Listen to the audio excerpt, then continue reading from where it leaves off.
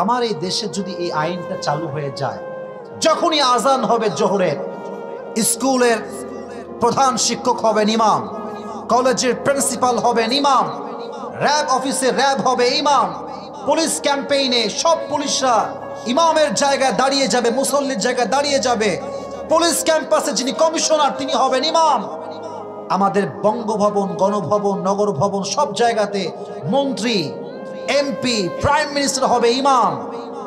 এই যদি হয় দেশের চিত্র, আগামীকাল থেকে এই দেশে সুদ ঘুষ কিচ্ছু থাকবে না। নামাজের সময় যখন হবে সোজা নামাজ, কোনো কাজ হবে না, কোনো কাজ না।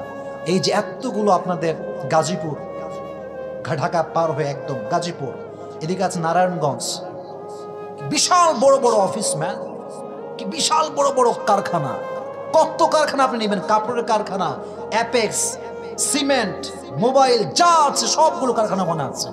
যদি বিশাল বড় সাইনবোর্ড দিয়ে লেখা হয় নামাজ নাই যার চাকরি হবে না তার, আল্লাহর কসম করে বলতে পারবো আগামীকাল এদেশের ৯৫% মানুষ নামাজি হয়ে যাবে। আল্লাহ বলছেন আকামুস সালাহ, যখন তোমরা প্রধানমন্ত্রিত্ব পাবে আগে নামাজটাকে বাধ্যতামূলক কইরো। তো আমার ওয়াজ হয়তো ফেসবুক, ইউটিউবে যাবে, এটা আমার মাননীয় প্রধানমন্ত্রী বরাবর আবদার, আপনি সংসদ ভবনে এটা আইন পাশ করেন। আমার সংসদের এমপি হতে হলে, সদস্য হতে হলে, এদেশে জনগণের খেদমত করতে হলে ৫ ওয়াক্ত নামাজ যে পড়বে না সে মন্ত্রিত্বের ৪ পার কোনো অধিকার রাখে না, ঠিক কিনা বলেন? আজকে আমাদের আলোচনার মূল বিষয়বস্তু হচ্ছে নামাজ, সালাত। সালাত মানে কিন্তু আবার টমেটো সালাত না, নামাজ। সালাত মানে কি যুবক ভাইরা বলেন দেখি সবাই? নামাজ।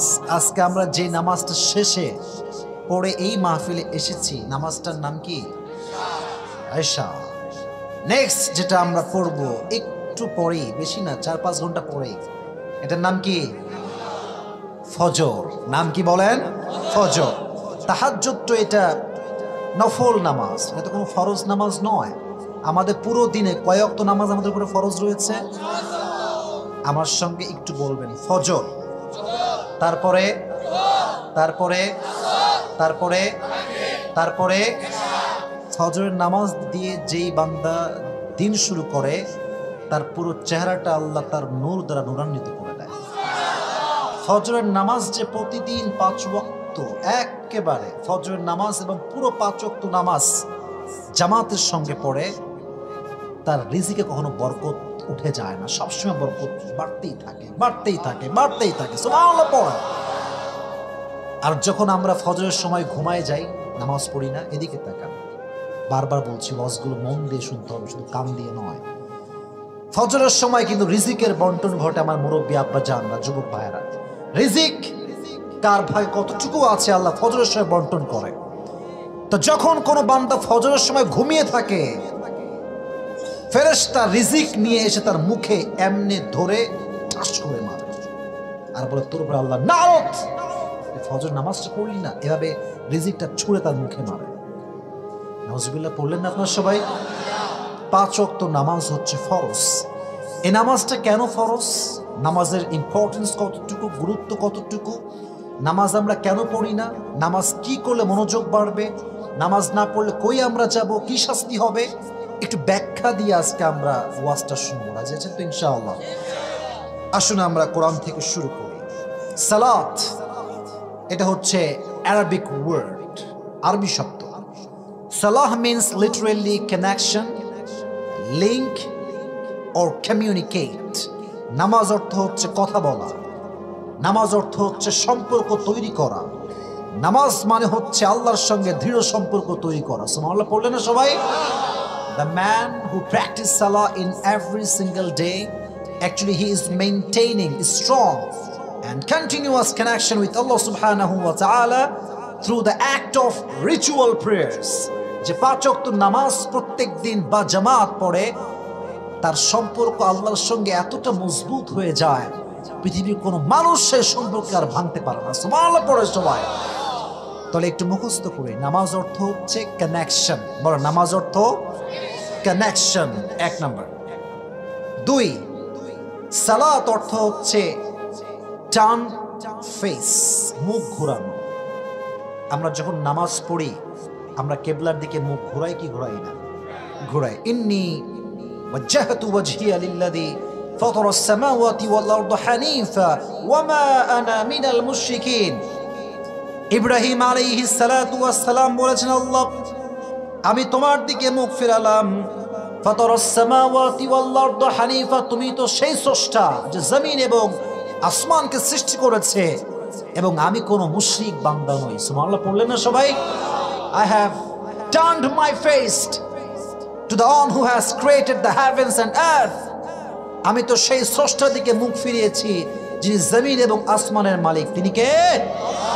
তাহলে নামাজের আমরা দুটি অর্থ পেলাম। এক হচ্ছে সালাত, অর্থ হচ্ছে কানেকশন। আরেকটা অর্থ হচ্ছে নামাজ মানে মুখ ফেরানো। কি ফেরানো? মুখ ফেরানো। এবার আসেন হাদিসে আমরা আসি। ইয়া রাসূলুল্লাহ, একজন বান্দা আল্লাহর নিকটবর্তী সব সময় কোন সময় হয়ে থাকে সবচেয়ে বেশি? নবীজি বললেন, মা ইয়াকুনুল আবদু মির রাব্বিহি আকরাবু মা ইয়াকুনুল আবদু মির রাব্বিহি ওয়া হুয়া সাজিদ। একজন বান্দা যখন সেজদায় তার মাথাকে অবনত করে, সে আল্লাহর সবচেয়ে কাছের এবং প্রিয় বান্দা হয়ে যায়। সুবহানাল্লাহ পড়ে সবাই। তাহলে এটা ছিল নামাজের শাব্দিক অর্থ এবং পারিভাষিক অর্থ। নামাজ মানে হচ্ছে নিজের সঙ্গে নিজের কথা নয়, নামাজ মানে হচ্ছে বান্দা একজনের সঙ্গে কথা বলে। তিনি কে?